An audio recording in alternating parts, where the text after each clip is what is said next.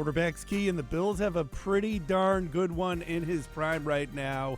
That's what we're getting into, the quarterback position with the Bills. Welcome to the Buffalo End Zone podcast, everyone. I'm Kevin Carroll. And I'm Jon Scott. As the offseason's about to embark here, we felt it would be cool to go position by position on the Bills roster and kind of give an outlook of where things are before free agency, before the draft, before decisions are made with certain guys, to help set the table for where we believe this team's going to need to go position by position to best solidify itself and find themselves in a better spot than they were at the end of this season, where they fell short in the divisional round once again. Quarterback's pretty easy and straightforward, I would say, with this one. But it can also be kind of fun here as we take a look at Josh Allen and his backup Kyle Allen, who is headed to free agency. So the jumping off point, John, is with Josh. He's a good quarterback. We're not going to get into any of that stuff. But what we can get into, and as you brought this up to me, and I love the idea, was Josh Allen's offseason last year was a whirlwind. He was the darling around with golf tournaments, on the cover of EA Sports Madden Football. Just, he was out everywhere, it seemed, during the offseason. Like, you couldn't get through 1 month without something with Josh Allen, being out to dinner in New York City, going here, there, everywhere. And I don't think, I'll just say off the top, I don't think it really affected his play this past season. But there was that worry out there, like he's being too much of a superstar, too quick. It's like the summer of George. Oh, my God. I was going to lead with that, too. I just saw that episode. You're right. The summer of George. It was the summer of Josh. And I'll agree with you. I don't think it had any effect. And I think I would never say, wow, he made some of the stupidest decisions I've seen Josh Allen make in the Monday night opener against the Jets. And that's because he was with his new movie star, musical, greats person, girlfriend. Not as big as Taylor Swift. Certainly. No one in the planet is. But it's not because of that. It's not because he went to the PGA Championship like we did for an entire week, or went to the Masters, or played in the Pebble Beach Pro-Am, which he's about to do once again. That's not it. But I do think maybe, as Joe Brady's officially been named the Bills' new offensive coordinator, what sort of changes are going to be implemented there. Maybe you just like to see, we don't know what the wide receiver room is going to look like. Would you maybe like to see, once again, the skill guys getting together? Josh takes them somewhere, and they're working together in the offseason. There's rules and restrictions of what the coaching staff and the players can do in the offseason, but if there's certain concepts or whatever that Josh would like to work on, once again, work with not Carson Palmer, Palmer's brother. Now I can't even remember his name. I want to say Derek Palmer, but I know that's wrong. Wow, we're really screwing this up. But the Palmer, the coach, and work with him again, and just maybe, not that he wasn't committed to football, because I think, considering his ascent into this like pop culture phenomenon, he still was very prepared and looked fine in the football season. But it just is an interesting way to see how he balances this, because once you reach this level, you got to figure out how to juggle the work and life balance. And I think you can take the fact that I don't think he's really the flavor of the year anymore. Jordan Palmer. See, I was trying to get there, and I just couldn't get there. But, yeah, Jordan Palmer.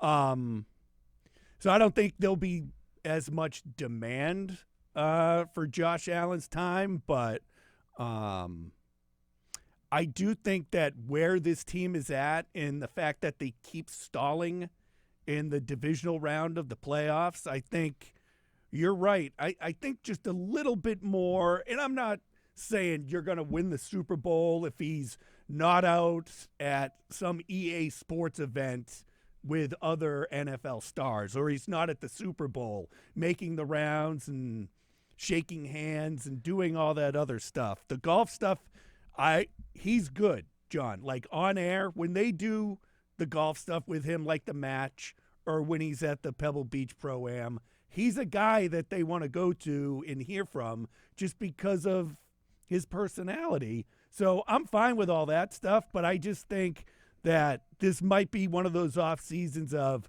okay, we'll have some fun, but we're putting our heads down and we're gonna get to this thing. Yeah, if change is truly going to come from Joe Brady as the play caller with a full offseason to kind of put his spin on things, there's maybe a little more work to be done than there was last year with the carryover from Dorsey, who was carrying things over from Dable. A lot of the pieces were the same. So, again, we're not being critical of Josh Allen and saying, oh, because he kind of went on the popularity, pop culture tour here is why the Bills did or didn't do whatever they did. It's just a conversation thing because there's not a whole lot else to discuss in terms of Josh Allen.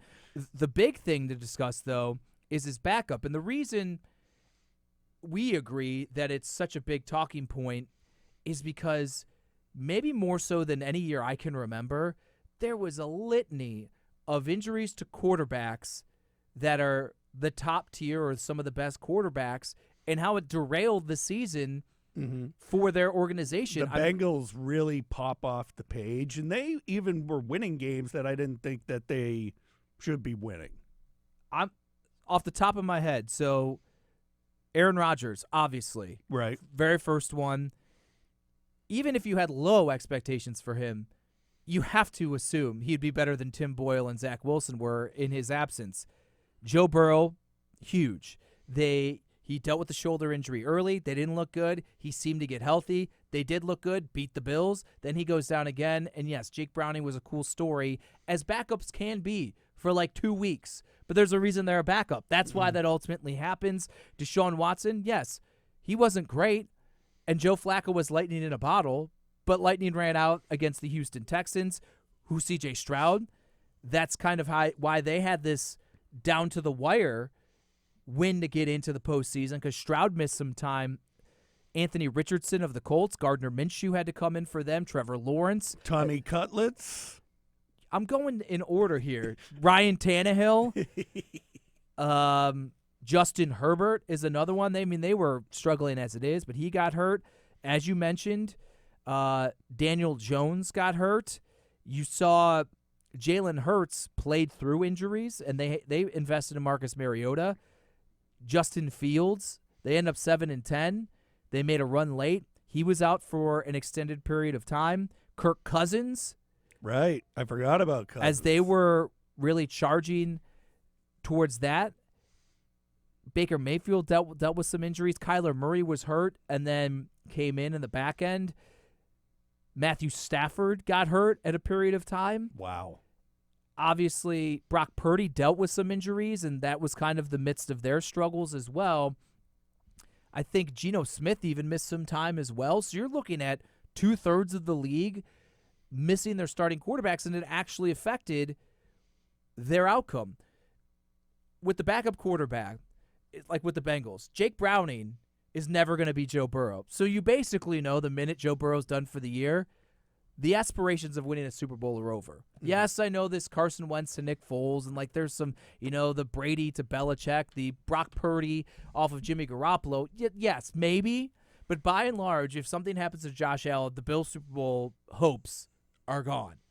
But it's the can you and do you have someone who can weather the storm? Let's say Josh Allen is out for a month or 6 weeks, so it doesn't completely torpedo your season. Did you have that confidence, should that have happened in this 2023 season, that Kyle Allen could have been that guy? Yeah, I would sit here right now and say no, they need an upgrade at backup quarterback. Other than Kyle Allen, I'm looking at the list of free agents out there, and we all know that, of course, with a backup quarterback, and you have Josh Allen, who's tough as nails, John. So, but you have to be realistic and think, who are we thinking of that hasn't really missed time over the last couple of years at the quarterback position? Like Lamar Jackson missed time, I think, a couple of years ago. Yeah, he blew his knee out. Yeah. You think of Patrick Mahomes and Josh Allen, both just knowing that they're going to be there, and Tom Brady before he retired. But it's just, it seems It seems inevitable. You're going to have to, at Right. some point, go on for a game or two or longer without Josh Allen. I mean, at that position, it's not because of the running. I like to point out the few times Josh has gotten dinged up, he's been in the pocket. Yeah. But so that's just where, with the window, you don't want it to be the season's completely torpedoed. The offense has to wildly change. You understand you're not going to get the Houdini Act type plays from anyone that you sign.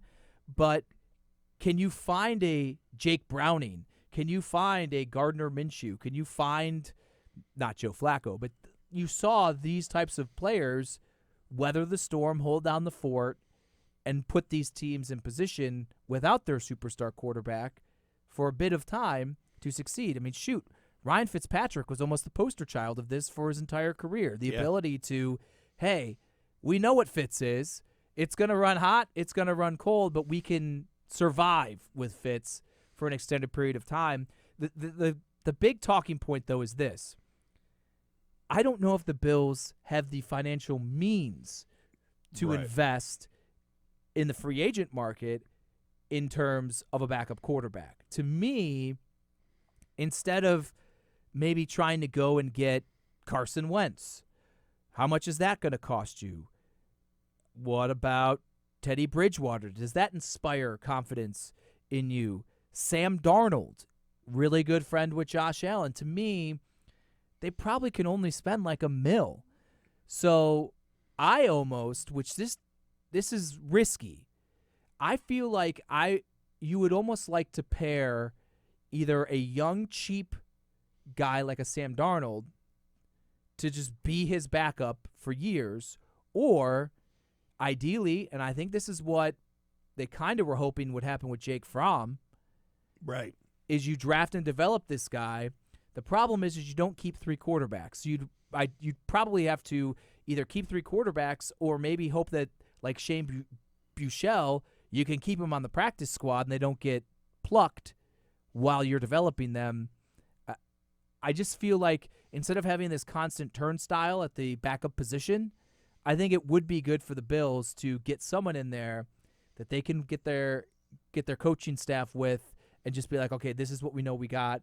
He has the offense down, and we know that he can come in, like what Chad Henne had to do a couple times, or Chase Daniel in moments like that. Yeah, so I think we kind of both agree here that Kyle Allen isn't someone that we think that they should just bring back in because he was in the system already. I mean, I'm not wildly opposed to it. Again, I think that would be more so because what is Kyle Allen going to cost? I mean, he's like $1 million this year. I think they signed him on Spot Track. It said he was $1.2 million and base salary of just over $1 million. That's honestly, I think, all that they can afford. And so they just maybe pushed into that, and then maybe you try to see if you can draft a guy in the 5th, 6th or 7th round and stash him on the practice squad and develop him. Who knows? Maybe Shane Buechele is like that. Matt Barkley is still out there, huh? I thought he retired for some reason. Nope. A.J. McCarron also stay out. A.J. McCarron, Mason Rudolph, going to be a free agent. There's Jake Browning on the list as well. I just think maybe with where this team is, you need some sort of veteran or some sort of presence more where if Josh Allen is out 4 games, you can maybe be in position to win 2 of the 4 or even just 1 of the 4 and not have some young kid in there that is just it's just not going to. I have been in favor of Tyrod Taylor for years. Here we go. I think he's a veteran, even with the Giants. You know what you're getting from Tyrod, but I think with a good coordinator, good skill position guys, which the Giants did not really have. They had Saquon and Darren Waller if he was out there. But I think Tyrod would be good. It'd be a cool story. He's a great veteran. He was a great guy for this organization to help break the drought. And he has some mobility. He's 35, so he's not Tyrod of 2016, 2017, helping break the drought. But to me, I think having someone that obviously no one is Josh Allen, but to have someone who has some sort of mobility so you're not completely flipping the script on your offensive philosophy and ability to operate, I think that would be interesting to do. But I'm Team Tyrod. I have been Team Tyrod. I like Tyrod. I think if you could get him for cheap, I'd be there for it. That obviously wouldn't satisfy this. Let's find a quarterback to back up Josh for the long haul. But if it's between Kyle Allen and Tyrod Taylor, I don't know. Before we move on, just because he's there, Easton Stick played well against the Bills. Sometimes that sticks in your head. He's going to be out there. You were live and in person. Anything Easton Stick really put out there that would make you think that he could deliver in a pinch? He almost beat the Bills. No, but I'll be completely honest. I didn't think Jake Browning would do anything like he did. I didn't think Joshua Dobbs would do things that he did. I didn't think a lot of these backups could and would. The one caveat that you just have to say is the offense would change. So the game plan would change when you have the backups in. They're not going to ask whoever's the Bills' backup, should they be thrust into action, do what Josh Allen does, because few, if any, can do what Josh Allen does. So it doesn't mean that Kyle Allen would be incapable of keeping the ship afloat. We just did, because we didn't really see it in action with the Bills scheming around what Kyle Allen would do well as opposed to Josh Allen. All right, offseason just getting underway. John and I going through the different Bills positions and just early thoughts in the offseason of where we think things are going to stand. Up next on our to-do list is the running back position, John, that we'll get into, and we'll keep hitting you with these quick Buffalo End Zone podcasts, little mini pods or whatever we want to call them, just quick and to the point for each position. Running back coming up next. As always, everyone, thank you for joining us.